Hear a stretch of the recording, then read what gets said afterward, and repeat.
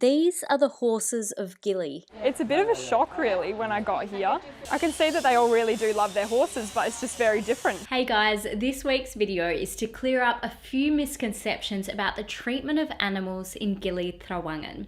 Now the GILI Islands off Lombok, Indonesia rely on horses for transporting people, island supplies, building materials and cleaning up the island's trash because there are no motorized vehicles.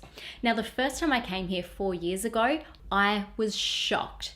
I saw the chidomos, the horse and carts lined up in the sun, and it appeared that the animals were treated really poorly. But I've noticed over the last few years that the condition seems to be improving. So I wanted to find out more so I could bring you the facts about what really goes on with the horses in GILI. Let's go.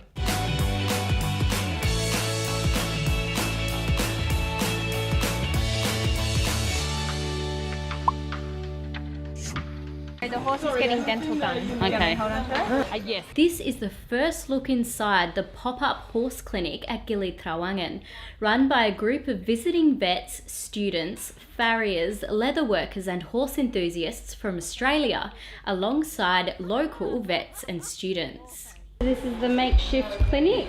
Yep, got an old microscope. So we're working out how many worms the horses have. And does it look like it's successful from your initial findings? Well, so far I haven't found that many worms, and I guess part of the thing is the horses are fed from troughs, so they never eat off the ground where they're pooing, and in order to complete the worm cycle they need to ingest the worm eggs. So it might be that they don't actually have that many worms because they're never eating off the ground.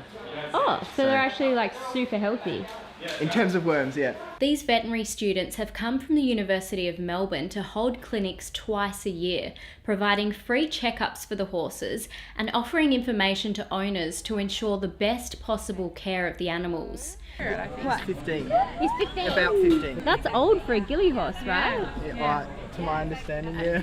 The biggest issues tourists tend to notice are the rub wounds from the harness straps and a lack of drinking water stations around the island, but these experts say they're working with locals to manage these issues. I don't see a lot of abject cruelty. They often might get rub wounds from some of the gear that's on. Sometimes they get allergic skin conditions just like us, and in the tropical heat they can get infected. So we advise them about a lot of common conditions. Would this be okay for him?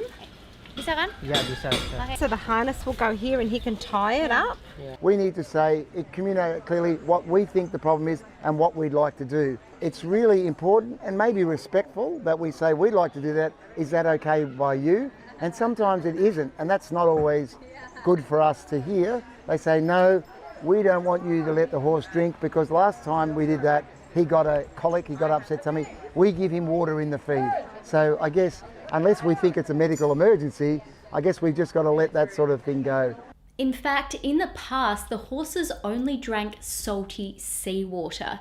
But thankfully, the experts are teaching locals how to best care for their animals. Learning to communicate, respect, understand, be aware of different cultures and different ways of doing things.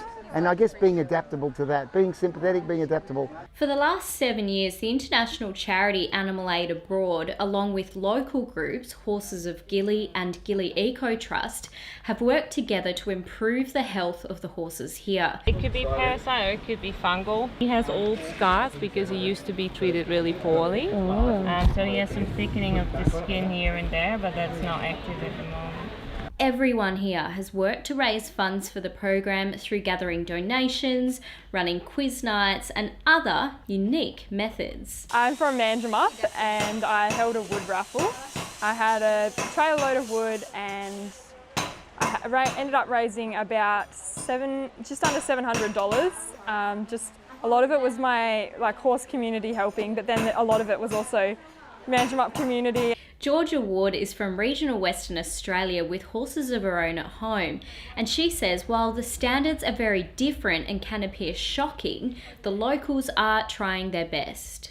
It's a bit of a shock really when I got here. I was warned, but it's still seeing it, it's a bit surprising, it's so different to how we use horses back home. They're just they're for fun, really. Like, we have them as What was it here that was shocking to you? the way they live and whatever they can find to hold together. And I can see that they all really do love their horses, but it's just very different to the way we love our horses back in West Australia. This one had cuts on his mouth, so we've replaced their bit with a new one. So to try and help him, and we put little rubber padding on as well, and he likes the orange colour. So the old one was giving him sores? Yeah, it's giving him sores on both sides of his mouth. We get heaps of these bits coming in from West Australia. I have a lady in Mandurah who supplies these. She gets these in brand new. Local people, local friends in Bunbury just donating money, and this is where it's all going to the horses. Heaps of bits. These are going to be a lot gentler on their mouths than what we see in them at the moment. Sometimes there's some with pieces of like twisted metal. The donated equipment is an incentive for local horse owners to bring their animals to the clinic to receive checkups, treatment and education. This is about the stable.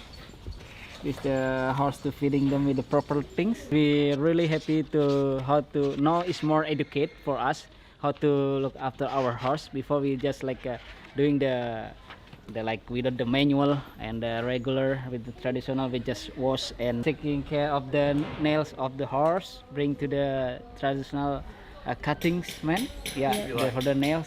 Do you find that also now that you do this, that your horses actually, they're living longer and you're getting more value from them and that kind of thing? Yes, and now is how to use the horse also is not much it's mean we don't do over for working hours for the horse guard.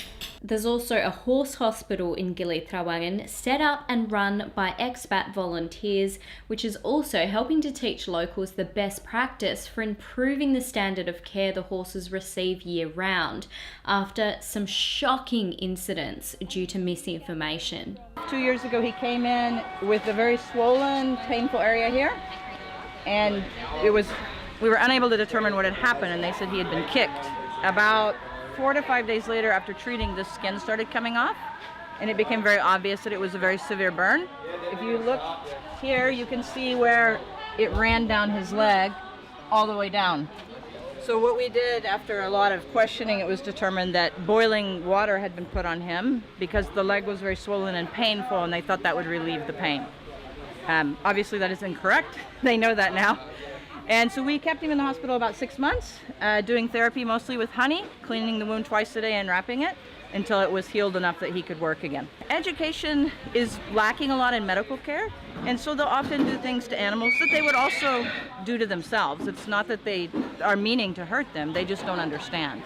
We had another one that had a leg that they poured boiling water on. So clearly it's something they do, but all the ones we talk to, obviously we tell them not to do that, to only clean it with warm water that they can touch. But again, it's a slow process to educate people. And of course, the local veterinary students taking part in these clinics say this hands-on experience is second to none. We don't really have a lot of like equestrian medicine course about it. We just have clubs studying about it, you know. So I'm just here to actually learn firsthand the physical examination, how to know the clinical signs, you know, the dental. It's pretty cool because I never really seen that in a horse, you know. It's already hard enough to get like dental for small animal. So having dental for horses, it's kind of like a mind-blowing experience for me. So the big question is, should we as tourists be supporting the workhorses in GILI Trawangan and beyond? Well, let's hear the final wrap of opinions from the experts. Tourists will come to Gili Islands and they see these horses with the carts and panting in the hot weather, and I guess there's a lot of negative sentiment about that, and whilst their concerns probably are valid, I guess it's really important for people to know that these ponies aren't just left to flail on their own, that they've got teams of international veterinarians, farriers, leather workers, students, nurses. So over 20 people often have a team that visit regularly, and not just visit regularly, but are in constant communication with the locals about the health of these horses. And we've got over 5 Indonesian veterinarians this time. So yeah, we feel like it's a really positive thing, Roxanne. Their body condition is improved, the gear that they use, their farrier or their hoof condition, their skin condition, and mainly their body condition, they've all improved markedly over the last 4 or 5 years. We have the horse hospital, which is available all the time, and they're welcome to come in at any time. We give them educational handouts and flyers, and we provide any medical care in between times when the clinic isn't operating. These people do the best that they can do with what they've got, and that's the most important thing to remember. They do the best they can do. They love their horses and they genuinely care for them. We've got the ability to, I suppose, provide them with the things that they need and that they want. There's horses all over Indonesia and Southeast Asia. There's a lot of work that can be done in Australia. They're our neighbours. I would really like to extend the idea that we can help. We have a duty to do that. Are you hoping that this kind of program will expand more, like into Lombok and beyond? Absolutely. Lombok, we've got a group going to Sumba and Bali. We have got so much to offer, and these people are so grateful and so willing to learn that I think it's almost criminal for us not to share. It's almost selfish. If people say, oh, I don't want to get a cart ride, then they're not giving any money to the people that run the horses, therefore they're not going to be able to look after the horses any better, because that's how they make money. So if they can't afford to feed their families, they're not going to feed their horses. So basically the best thing tourists can do really is support it, and that's the best way to look after the horses. Thank you so much for the present from the Horse of Gili. Thank you so much for everybody who's participant, for the volunteers as well, helping us to educate how to taking care of the horse of the Gili.